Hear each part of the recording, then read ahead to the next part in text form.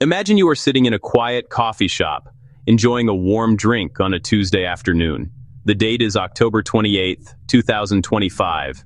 You pull out your smartphone to reply to a text message from a friend. The message is simple, confirming plans for dinner later in the week. As you type your response, you feel a strange sense of being watched.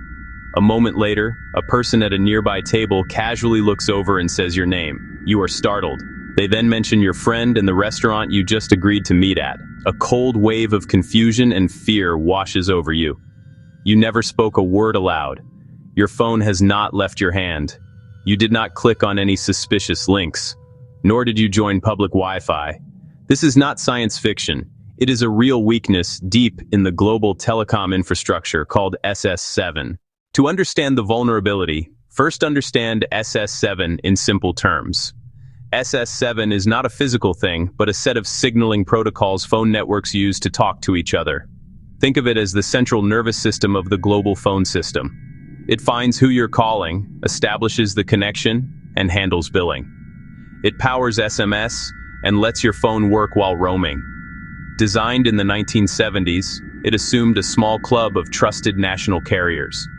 Functionality over security. No strong authentication of who was sending commands. Today, thousands of operators and service providers touch SS7. Security standards vary wildly. With access, an attacker can impersonate a partner network.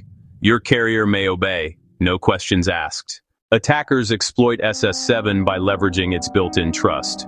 Step 1. Gain SS7 access. Hard, yet far from impossible.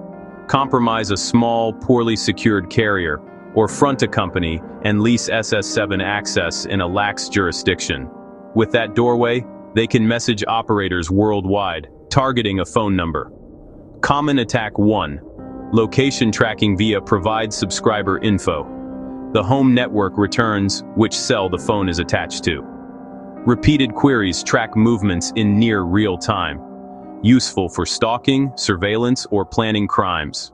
Attack 2. Intercepting calls and texts by spoofing a roaming update. They update the home location register to point at their server. Messages forward to the attacker first, then to you, often without a hint. With SMS 2FA, the attacker captures the code, logs in, changes the password, and locks you out. The risks are concrete. First, complete loss of privacy. An unknown party can track your physical location at any time. Journalists, activists, political dissidents, ordinary citizens, stalkers, abusive ex-partners. Interception of SMS paves the way for financial fraud and identity theft. Bank accounts, credit cards, payment apps tied to your number. Banks send alerts, reset links, and 2FA codes by text. Attackers reset passwords, intercept codes, then move funds.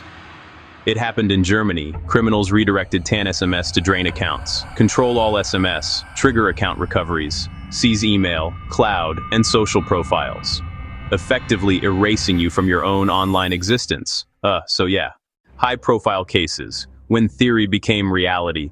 Warnings lived in conferences and papers, until real incidents hit mainstream news. In 2014, researchers tracked a German parliament member using only his public number. Even well-protected individuals were vulnerable. In 2017, O2 Telefonica confirmed customers' accounts were drained via TAN codes intercepted through SS7. Government agencies also use SS7 to track foreign targets, low risk, hard to trace across partner networks. In 2016, with consent, researchers intercepted a U.S. congressman's calls and location to prove the risk. For journalists and activists, the chilling effect is real. Work gets riskier when tracking is silent. Who can launch SS7 attacks? More groups than you'd think. First, government intelligence and law enforcement, often court-sanctioned. They can track globally through carrier interconnections. Second, organized criminal groups. Buy or steal SS7 access for profit. Third, private intel firms. Surveillance for hire to the highest bidder. Why possible? Outdated tech and misaligned incentives. Carriers still rely on SS7. Migrations are slow and costly. Diameter is newer, more secure, but not a silver bullet. Hundreds of roaming partners, impossible to vet all security. Weak operators in poorly regulated regions become entry points. SS7 isn't a flaw in your phone. iPhone or Android model and OS don't matter. The attack targets the network your device trusts. It exploits trust between telephone companies. Your risk depends on your provider and partners. Some deploy SS7 firewalls and monitoring, others don't. Traveling abroad? Roaming adds a partner network, another potential weak link. SS7 and diameter often coexist. Backward compatibility creates new complex gaps. Migrating takes years. Legacy risks will persist. No global shutdown soon. You can't fix carriers, but you can harden your accounts.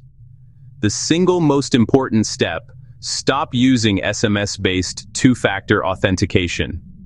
Switch to an authenticator app for email, bank, and social. Codes are generated locally, never sent over the mobile network.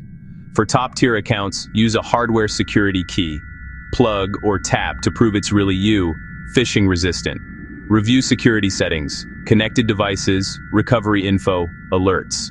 Be selective with your primary number. Use a secondary for low-stakes signups. Use end-to-end encrypted apps, so private chats stay private. Call your carrier. What do you do to detect and block SS7-based call, text, and location attacks? Consumer pressure matters. SS7's existence reminds us our digital world rests on aging foundations.